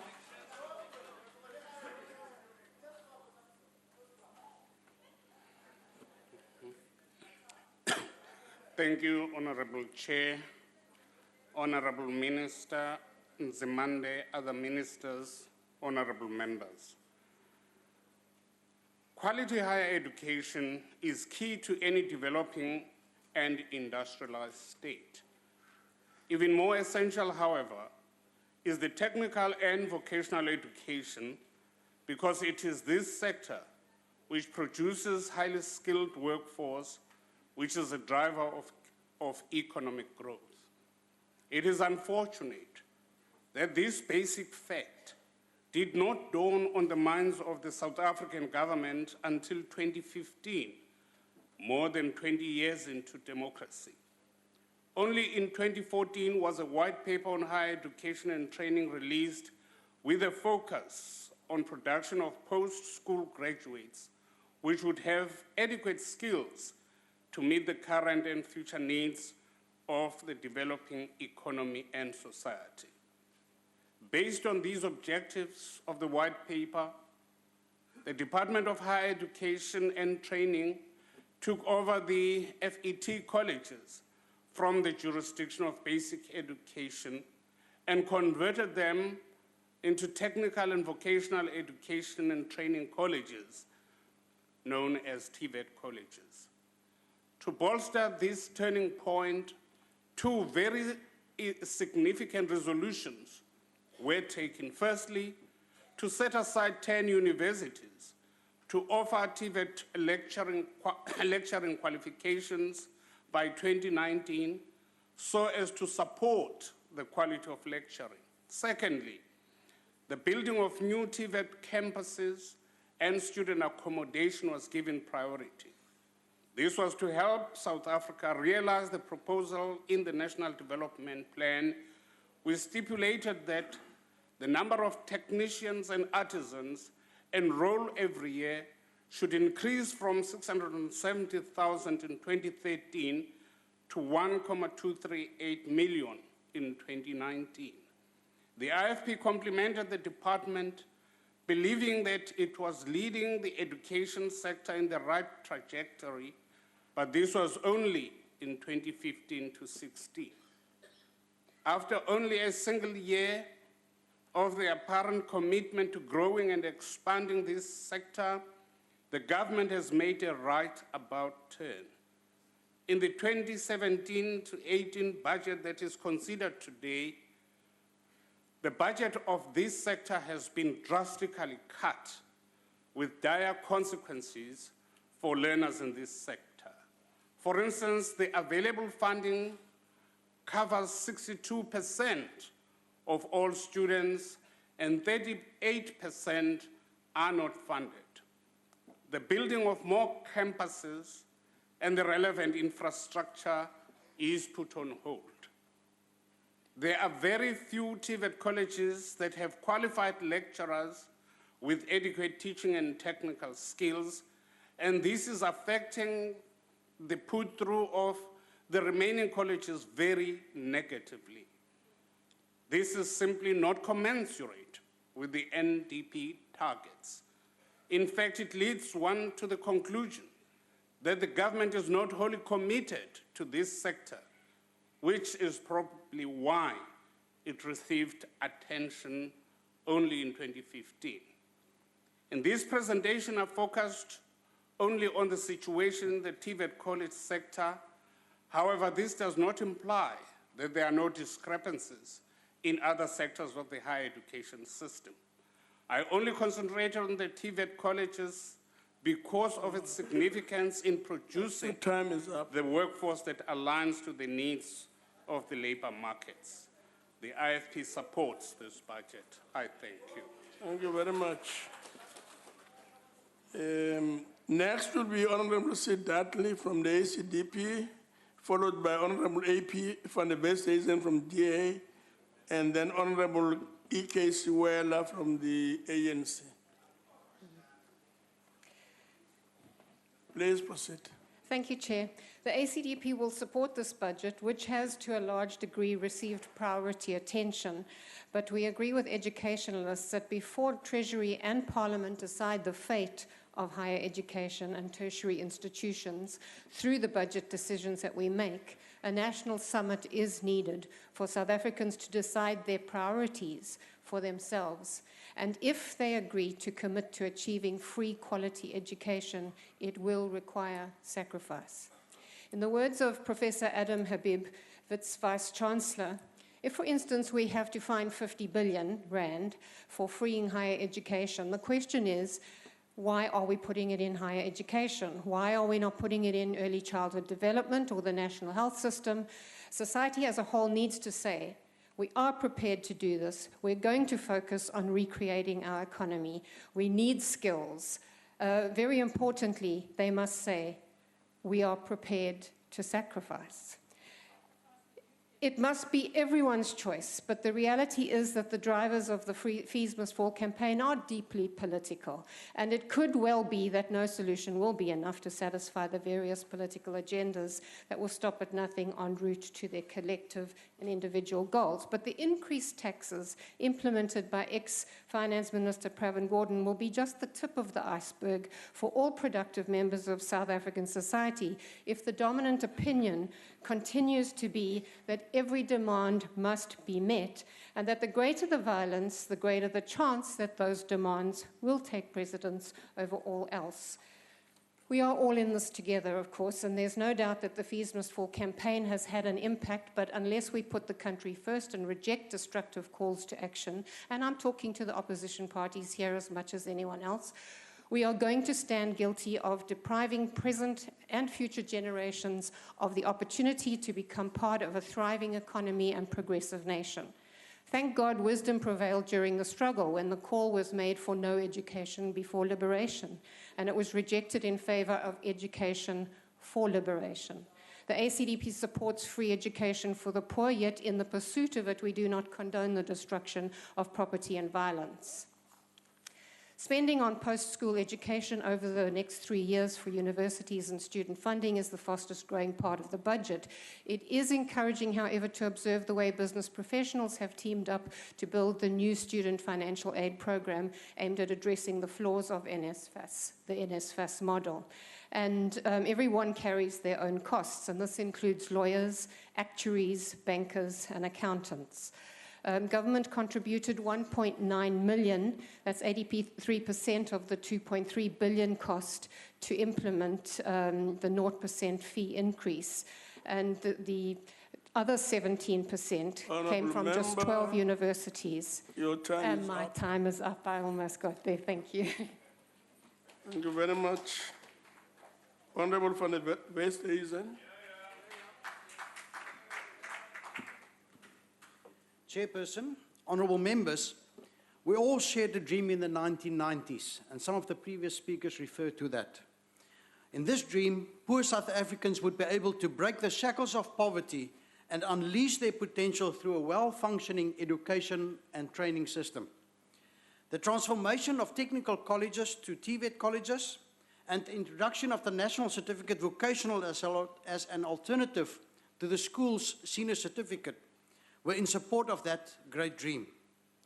Yet instead of growing the number of college students, we saw a 32% decline from 2015 to 2016 in the entrance for the National Certificate of Vocational, also known as NCV Level 4. 60% of our TVET colleges are dysfunctional with a pass rate of less than 40%. Less than 5% of the initial intake passed Level 4 in the prescribed time. This should come as no surprise. Honourable Bazoli referred to the fact that the department is only providing 54% of the operating budgets that TVET colleges are entitled to. Most of the equipment needed for training is completely outdated. While young people in Pakistan are taught to fix cell phones, our curricula still refer to telegrams. Thousands of departmental examination papers arrive late, after the scheduled date for the examinations. National examination results are delayed and not released on the due dates. Students therefore do not know whether they should study for the supplementary examinations or whether they've passed. And the issuing of certificates was delayed for years, as you referred to. Yet, listening to you, Minister, it is clear that you are oblivious of just how serious the situation is. DA-run governments are, in contrast to this, recognized for getting things done. A DA-run Department of Higher Education makes sure that our TVET colleges receive the necessary support. We would align the pass requirements and level of the NCV with that of the National Senior Certificate. Pass and throughput rates would form part of the performance assessment of college principals' work. The outdated NATED or N programs curricula would be thoroughly overhauled, and we would undertake a critical assessment of the costs and practicability of the trimester system. College councils would be given freedom to develop their own organograms within approved staff budgets in order to attract lecturers with the necessary qualifications and to provide for local challenges. The TVET colleges would be assisted to improve their image with prospective employers, while employers would be incentivized to partner with public colleges for workplace-based training. Chairperson, as you can see, there is much to do. Fortunately, the dream of South Africa as a learning nation is still alive and well in the DA. Thank you. Thank you very much. As Honorable Siwela moves to the podium, he'll be followed by Honorable L.M. Chaisa from the AIC, then Honorable J.D. Killian from the ANC, and then lastly, Honorable Pukwa from the DA. Honorable Chairperson, Honorable Ministers and Deputy Ministers, Honorable Members and guests, good afternoon. The ANC supports the budget. Honorable Chairperson, due to the disparities caused by the apartheid regime, the ANC democratic government was left with a very immense task of creating an equal society, a society where all South Africans have access to all that which the country has to offer, It is an undisputed fact that the apartheid education and training system was characterized by a lack of access or unequal access to education and training. The ANC noted that the principle of increased access to higher education is a core transformational goal. This recognition is given impetus in Section 29 of the Constitution of the Republic of South Africa, which states that everyone has the right to further education. And the state should, through reasonable measures, must make education progressively available and accessible to all. The choice to use NSFAS, Honorable Mbata, is a political decision. The ANC policy has always placed the marginalized, poor, and working class at its epicenter. It has always believed that education and training is a basic human right and that all individuals should have access to lifelong education and training, irrespective of their background. The ANC also believes that access to universities and TVET colleges is not simply a mechanical process of applying and getting accepted or not. It is all about equipping our students with valuable skills that will enable them to contribute in building a capable developmental state. The ANC has committed to redressing the inequalities of the past by ensuring that institutional and financial mechanisms are available for those students who wish to further their studies but don't have the financial means to do so. Will have access to financial assistance in the form of bursaries and student loans, etc. The education, training, and innovation system should cater for the different needs and produce highly skilled individuals who are able to meet the current and future needs of the economy. The higher education and training budget of 2017-18 speaks directly to accessibility of universities, TVET colleges, and the establishment of education and training colleges. The National Financial Aid Scheme, which provides poor students with funding to access universities education, has been allocating 13.9 billion over the MTSF. It has seen an increase of 6.9% from 11.4 billion, and further, an amount of 7.7 billion has been allocated over the medium term to support university students who were underfunded in 2016. And as such, as the minister has indicated, to date, NSFAS has supported more than 2 million students. This is quite commendable. With TVET colleges, the budget responds not only to access, but also to the performance of this institution.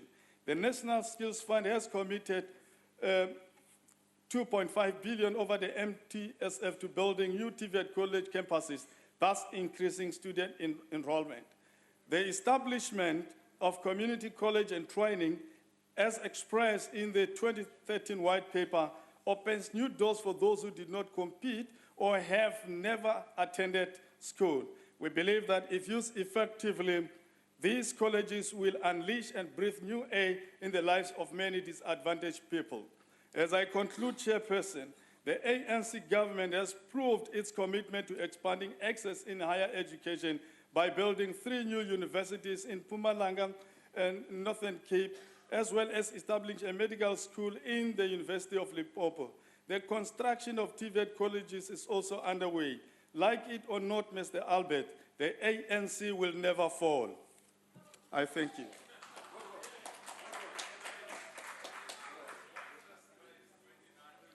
Thank you very much.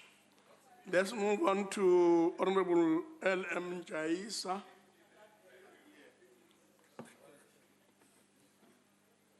Honorable Chairperson, Deputy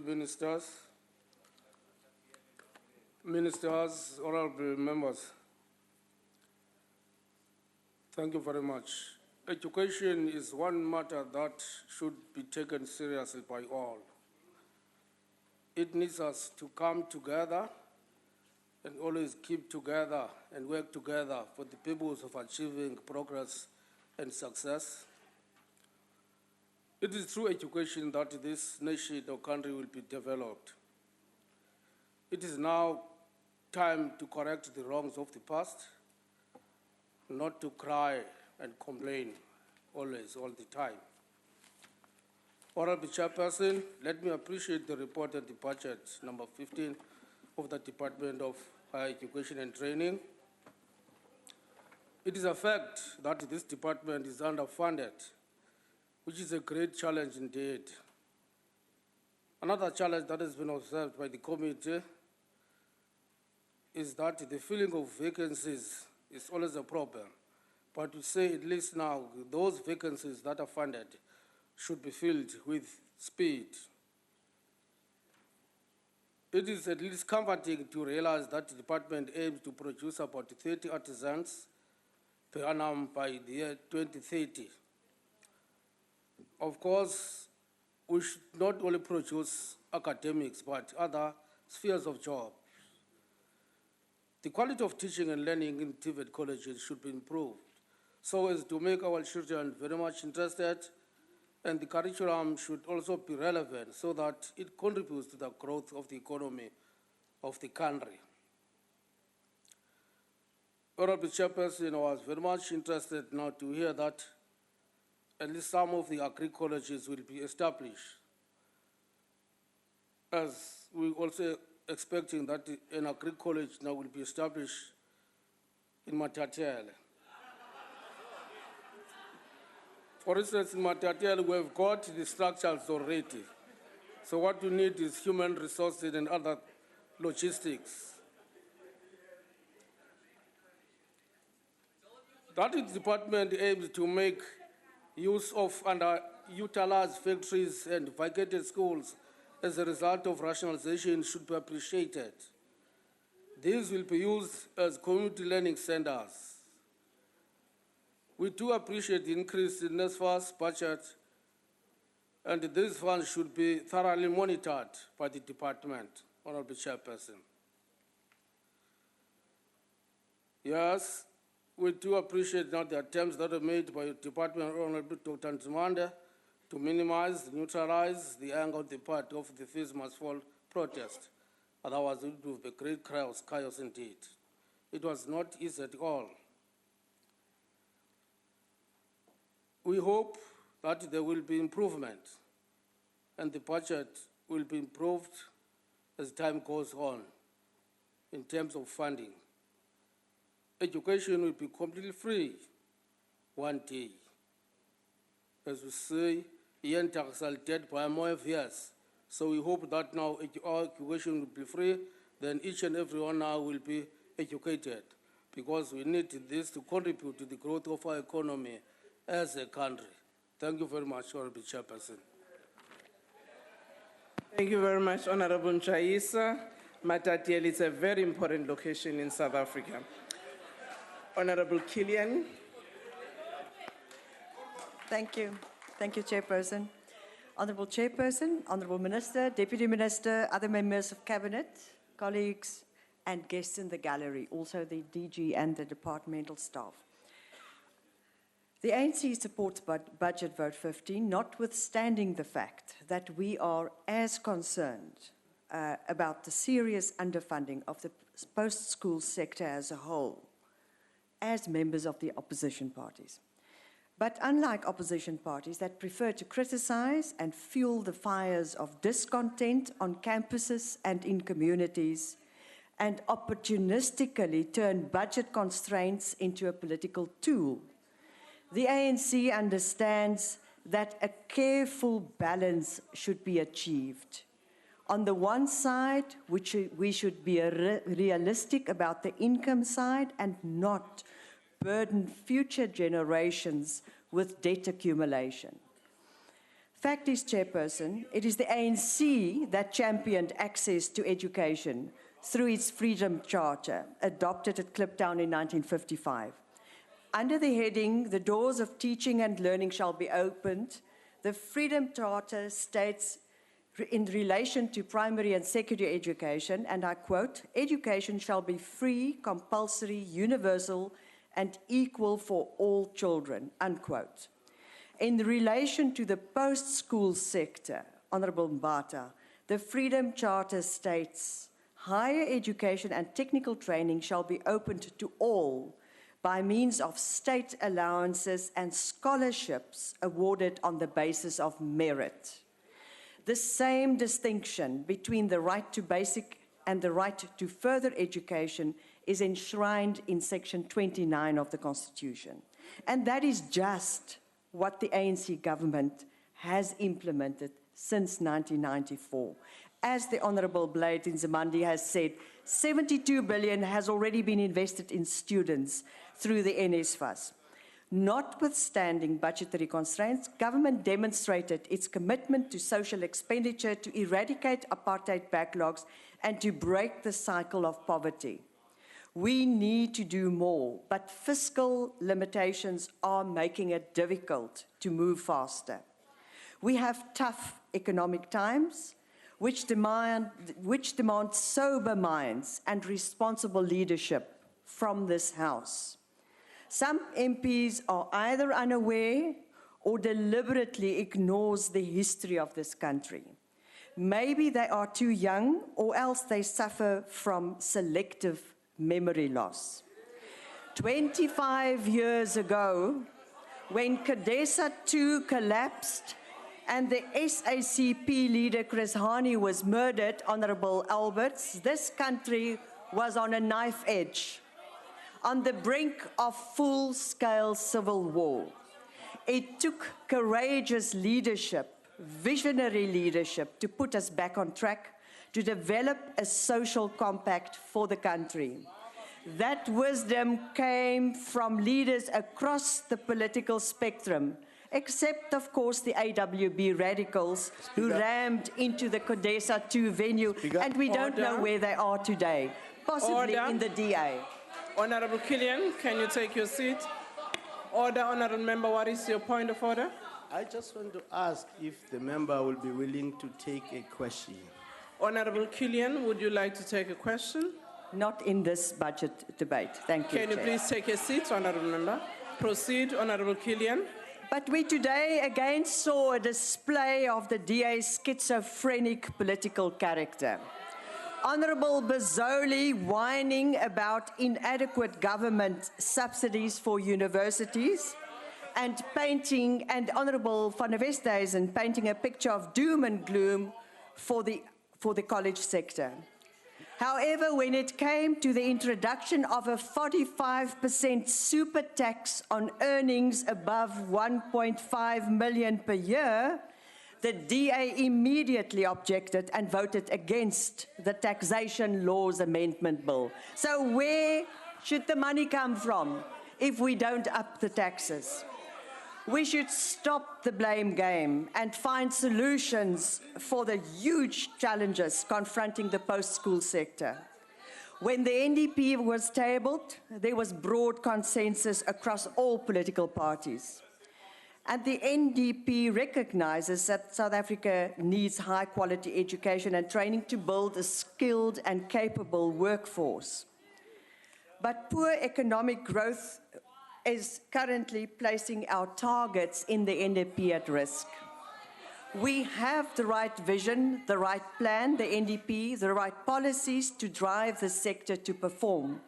But we don't only have fiscal constraints. Order. Let us face Honourable Member, your time is up. In conclusion, Honourable Chair, Honourable Butwa. President Mandela stated, Order. Honourable Member, your time is up. We do face major challenges, but none as daunting as those we have already surmounted. Honourable Butwa.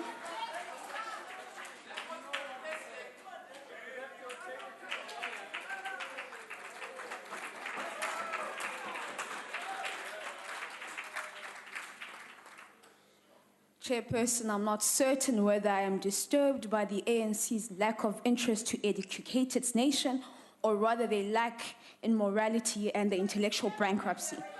And so, Chairperson, while sitting and listening to the debate, can you please protect me, Chairperson? Chair, while listening to the debate attentively, I was reminded of the words of our former President Nelson Mandela, who argues that overcoming poverty is not a gesture of charity. It is an act of justice. It is a protection of fundamental human rights, particularly the right to dignity and a decent life. Poverty is not natural. It is man-made. It can thus be overcome and eradicated by man-made actions.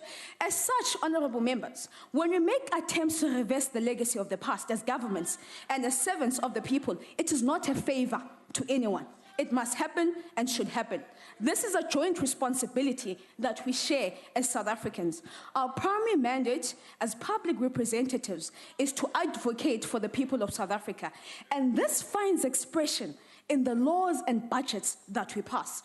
You see, we find ourselves during a critical time in history, a time that requires the government to remain true to its promises and the realization of the rights enshrined in the Constitution, particularly the right to education. Yet the Department of Higher Education and Training has underfunded students and institutions of higher learning in relation to the constraints that they face.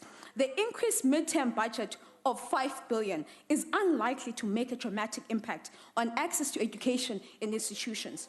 You see, Chairperson, one of the cornerstones of the Democratic Alliance approach to redress is education and skills training. University and TVET college students from previously disadvantaged backgrounds face dire constraints in excelling and completing their courses. You see, let me remind you, or rather give you a vision of 2019.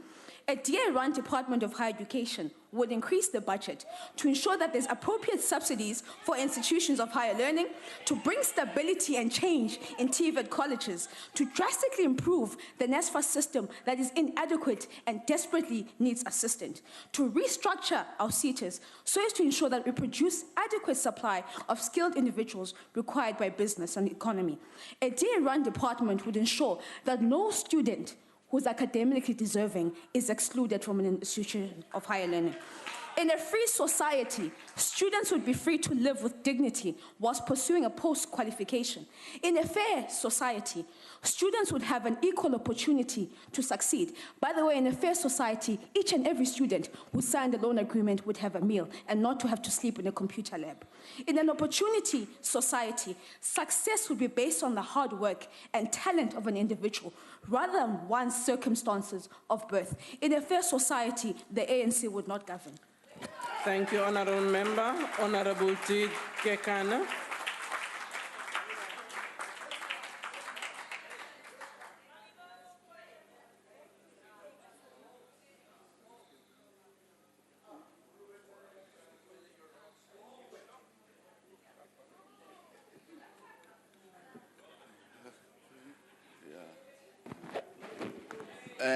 Honorable Chair, Honorable Ministers and Deputy Ministers, Honorable Members of Parliament,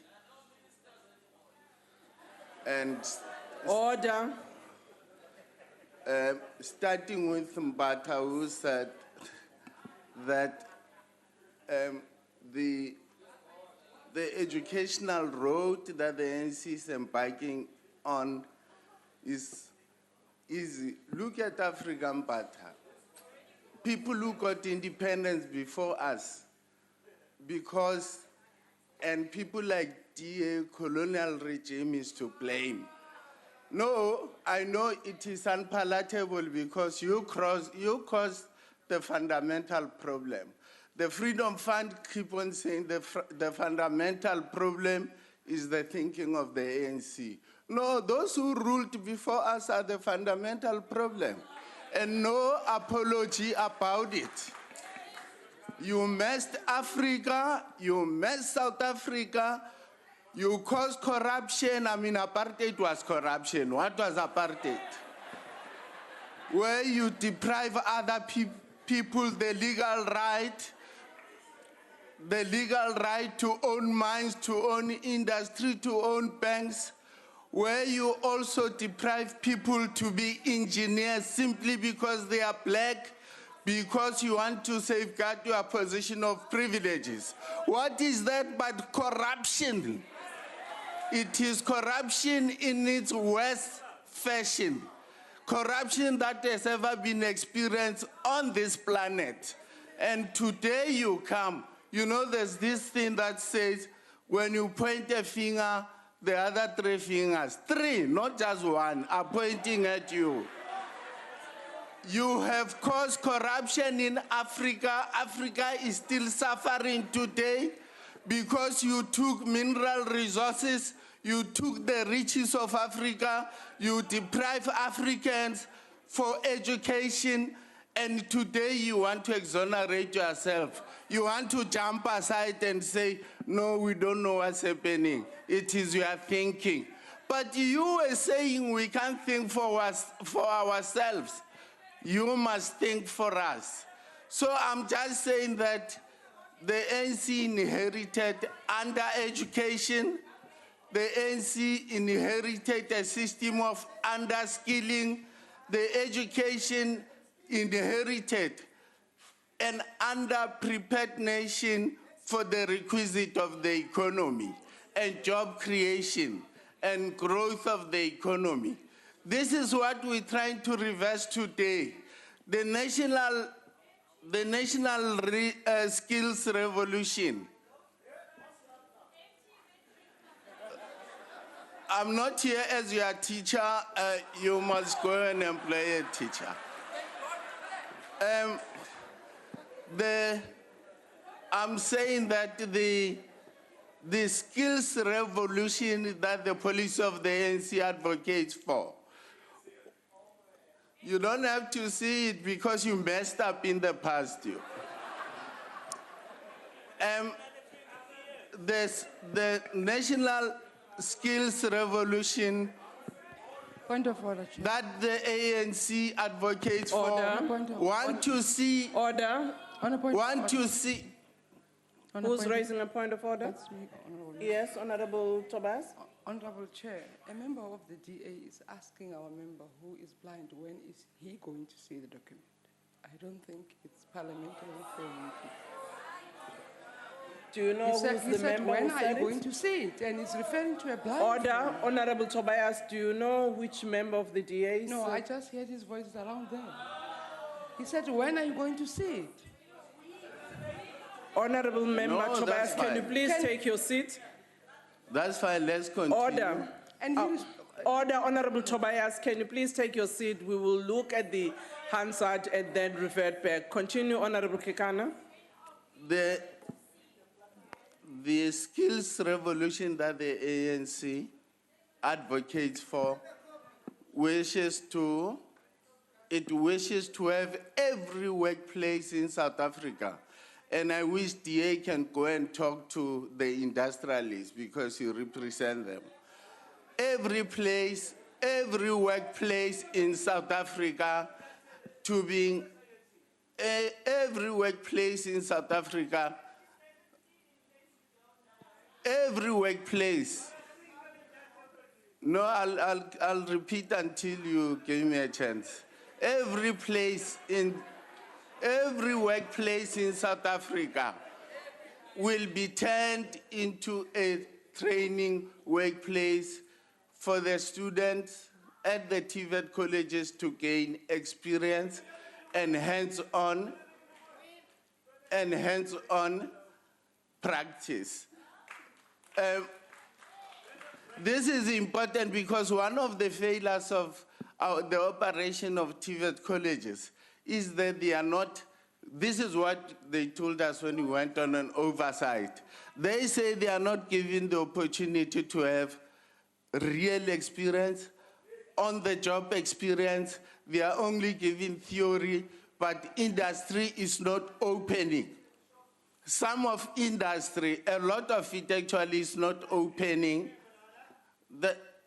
A lot of industry is not opening for opportunities for our students to train on the factory floor.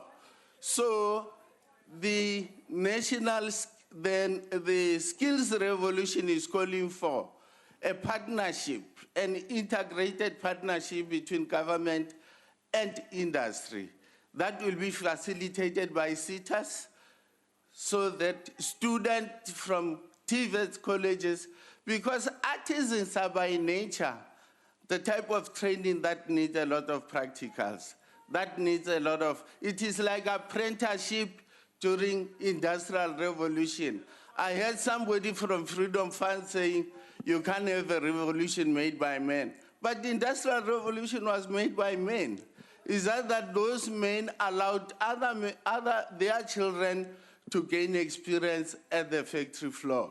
In South Africa, the TVET College, one of the factors why the TVET College is not really succeeding is because they are not given the opportunity for real practical experience at factory floor.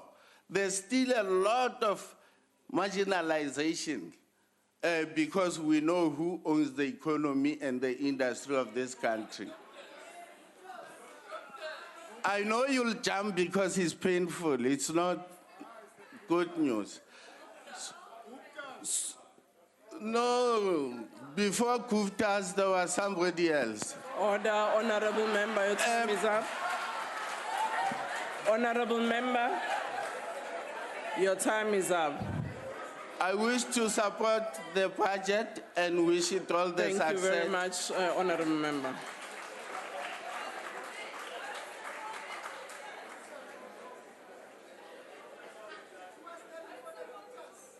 Honorable Minister.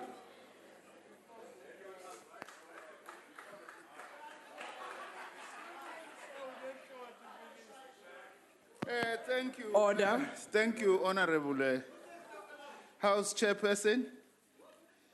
Ngicela ukuqala ngibonge embuthweni wami Khongolose. Na wonke amaqembu amanye asupportile namhlanje. Njenge NFP ngizwe ngathi no Honorable uNtshayisa naye ubekhuluma ngathi uyasixhasa. Kwaze kwavuka nolimo oludala engamgcina ukuzwa elikhuluma sasebenza nobaba uHerry Gwala. Khona ukuhlale kuvuke ngathi ungagcina nje kukanjalo. Lunge lihloniphekile. Saze sasupportwa ngisho saxhaswa na inkathi imbala. Siyakubonga lokho Honorable Mkhuleko nino ubaba uThabiso. On UDM alisekho ilungu le UDM bengithi ngizothi kulona engathi ungafundisa nomholi wakho uGeneral ukuthi akhulume kamnandi njengawe nje. Honorable Pozoli, higher education is stagnating. Really? Are you serious? Or is it the DA's thinking that is stagnating? And the reason for that is that, unfortunately, the DA, all it does is to oppose and doesn't make a contribution. I have not heard what you have been saying about what is it that needs to be done. Honorable Mbat, we have another shantu. Into engifuna ukuyisho sihlalo chacha. Kunenguquko eziningi kabi ezenzekayo ngokwebala labefundisi basemanyuvesi. Uyabona nje ngo 2009 there was 65% black African academics and 21% white. 2015 71% black African and 16% white. The fact that we still have challenges, we must not distort things. And claim that things are going back when in fact they are not. The DA can help us, by the way. Part of the people who are resisting transformation of the SETAs are sections of business. Order, honorable member. Can I ask the translators to please do what they have to do? Other members have not been able to pick up when the minister was using another language. Thank you. Professor Kubis, siyabonga ukukhulumisa okwesifundiswa ngempela namhlanje. Siyakujabulela lokho. Kodwa ke ngifuna ukucorrecta nje ukuthi unemployment ama-university graduates mangabe ngibuzwe kahle is not at 36%. It's actually not more than 5%. university students, yes. Ubeqinisile kanti uyilunga elihloniphekile udeni uma nithambani nofunda. EFF buyelana esikoleni ukuze nikwazi ukuthi ni understand le nto. Siyabonga. Ngicela ukuthatha leli thuba ngibongele uDeputy Minister wethu obethola iziqu ze-honors kwi-international politics. Wena shande zakho uyothola nini? Order, honorable member, what is the point of order? Chair, I just want to check because the translation I couldn't get perfectly because it's not on. The minister is actually saying that the EFF must go to school. In fact, majority of us, in fact, all of us have gone to school, and you know, majority of us have graduated at the Wits School of Honorable Governance. member. So we are perfectly educated to Honorable hold you member, can you accountable, take your Minister. seat? Thank you. Can you proceed, Minister? Congratulations. Honorable Alberts, we mustn't make us to apologize for our relationship with the Soviet Union. We would not have reached our freedom without the selfless support from the Union of Socialist Republics, the USSR. So we are not going to make us to be apologetic about that. Mama Nkati Meng siyavumelana nawe namanye amalungu ukuthi the issue of curriculum transformation in TVET colleges is one of our priorities. We actually have to improve that. We have not lost our passion and dream of lifelong learning. That is why we are creating a post-school system. The fact that we have got challenges, we must not then behave as if nothing is being done.